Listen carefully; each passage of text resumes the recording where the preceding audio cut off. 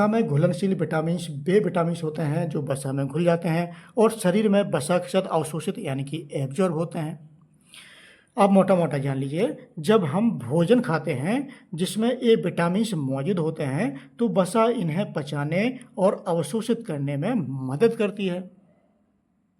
दोस्तों, वसा में घुलनशील विटामिन्स हमारे शरीर के अंदर बहुत दिनों तक और कभी कभी महीनों तक सुरक्षित रह सकते हैं। अब बात आती है कि वसा में घुलनशील विटामिन शरीर में कहाँ मौजूद होते हैं जो इतने दिनों तक हमारे शरीर में रह सकते हैं। तो दोस्तों, वसा में घुलनशील विटामिन्स हमारे शरीर और एकत यानी कि लीवर के वसा ऊतकों में जमा यानी कि स्टोर होते हैं।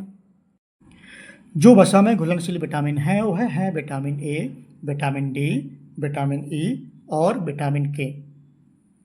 सबसे पहले आप जान लीजिए वसा में घुलनशील विटामिनों में विटामिन ए के प्रमुख कार्य।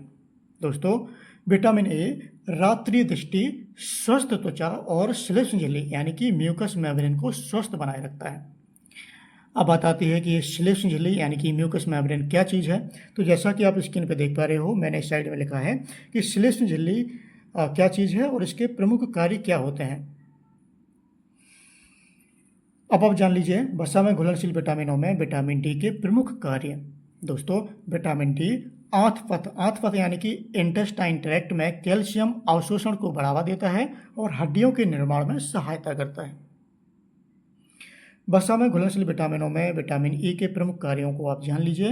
यह शरीर में लिपिड को ऑक्सीकरण से बचाने के लिए एक एंटीऑक्सीडेंट के रूप में कार्य करता है और कोशिकीय स्वास्थ्य को बनाए रखने में मदद करता है। वसा में घुलनशील विटामिनों में विटामिन के प्रमुख कार्य को आप जान लीजिए। इसका जो प्रमुख कार्य है वह है कि यह जो है रक्त जमावट क्षमता को बनाए रखता है। ये तो हो गया वसा में घुलनशील विटामिन और इनके प्रमुख कार्य।